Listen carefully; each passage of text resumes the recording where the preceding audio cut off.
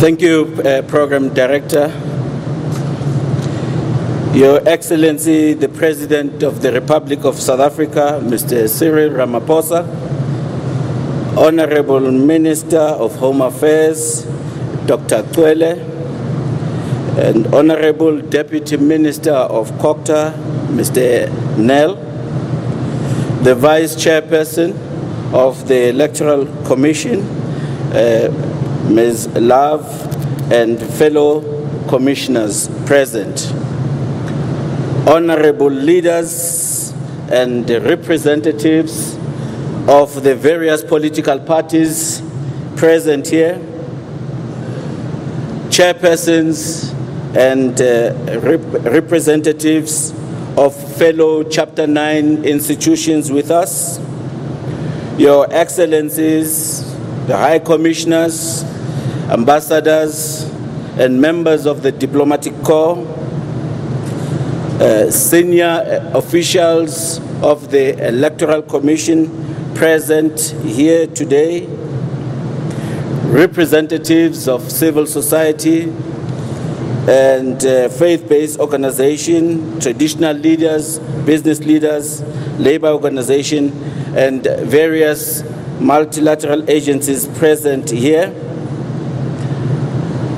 The Justice Webinar and present with us, members of the Fourth Estate, our media, fellow South Africans, distinguished guests. It is indeed my singular honor to welcome you all to this very important event in the election calendar.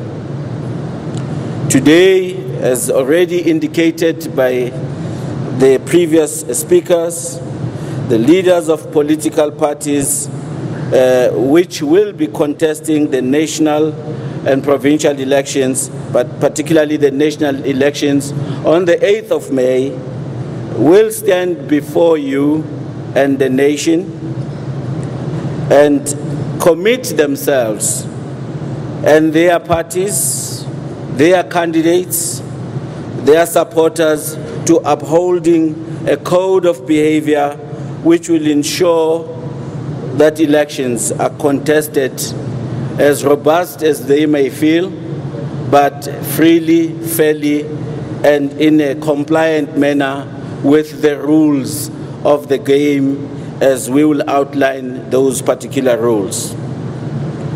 It is worth reminding ourselves that to secure the constitutional democracy and to ensure free, fair, and credible elections is not the business of the Electoral Commission alone. It is everybody's business. It is our responsibility as the citizens of this country, and it is the responsibility of the leaders that are contesting these up-and-coming elections. Distinguished guests, as indicated earlier, the rules are very straightforward.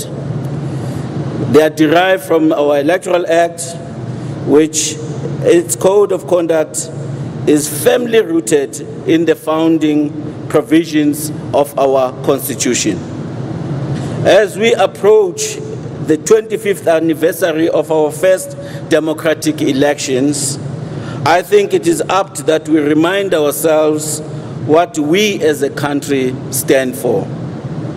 South Africa is a sovereign, democratic state founded on the following values: the human dignity, the achievement of equality, and the advancement of human rights and freedoms, non-racialism and non-sexism, supremacy of the Constitution and the rule of law.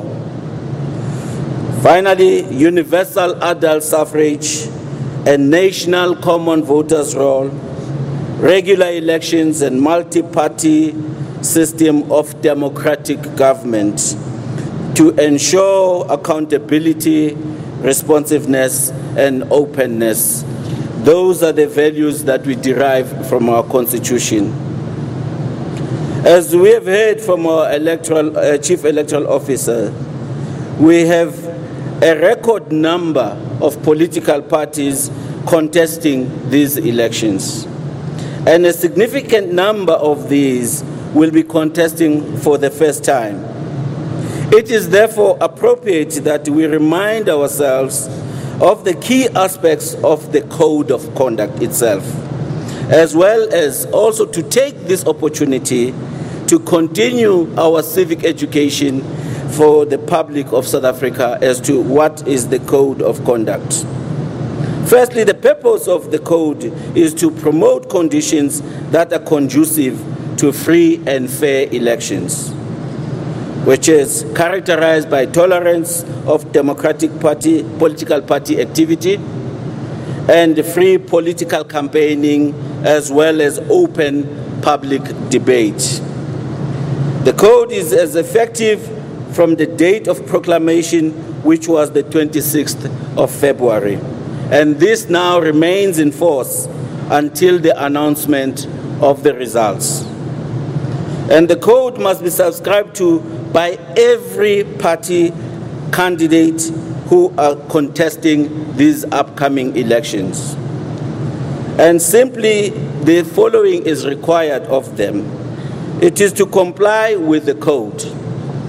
It is to instruct all candidates, representatives, office bearers, members, and supporters to comply with the Code.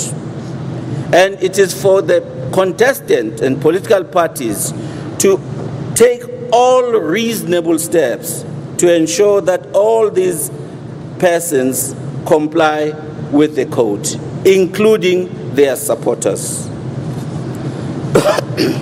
Further, the Code mandates every party and candidate to publicly state that everyone has a right to freely express their political beliefs and opinions, to challenge and debate the political beliefs and opinions of others, to publish and distribute election and campaign material, to lawfully erect banners, billboards, placards, and posters, to canvass support for their party and candidates, to recruit members for a party, to hold public meetings, to travel and to attend public meetings. In addition, fellow compatriots, every party and candidate must comply, must publicly condemn any action that may undermine free and fair conduct of elections. I would like to repeat this. Every party and candidate must publicly condemn any action that may undermine the free and fair conduct of the elections. And every party and candidate must accept the results of the elections or challenge the results in the courts. Those are the rules, fellow compatriots.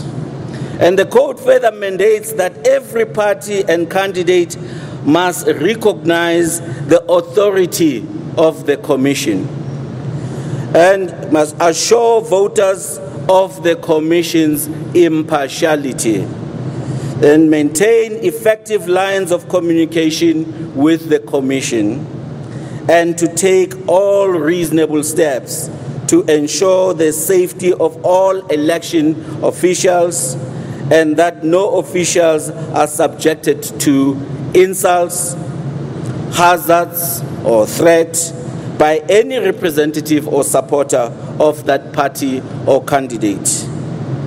And with regard to the vital role of the media in our constitutional democracy, the Code further mandates every party and candidate to respect the role of the media before, during, and after elections, not to prevent access by members of the media to the public political meetings, marches, demonstrations, and rallies, and to take every reasonable step to ensure that journalists are not subjected to harassment, intimidation, hazard, threat, or physical assault by any of their representatives and supporters. Distinguished guests, today's ceremony takes place on the eve of Human Rights Day in our country. It is a day in which we remember the sacrifices that accompanied the struggle for the attainment of democracy and freedom in South Africa. It is commemorated on the 21st of March because on that day, 59 years ago, the communities of Sharpeville in particular and Langa Township, along with others around the country, embarked on marches to protest against the past laws. 69 citizens were shot and killed by the police in Sharpeville, along with many others in the other parts of the country. As we remember their ultimate sacrifice and of those tens of thousands and others over the course of a long struggle for freedom, we pledge ourselves to never again see the denial of our people to human rights, to dignity, and to freedom. As we contest these elections, let us make sure we are at all times respect the rights of others, our Constitution, and the spirit of tolerance, reconciliation, and unity, which underpins our first democratic elections that took place 25 years ago.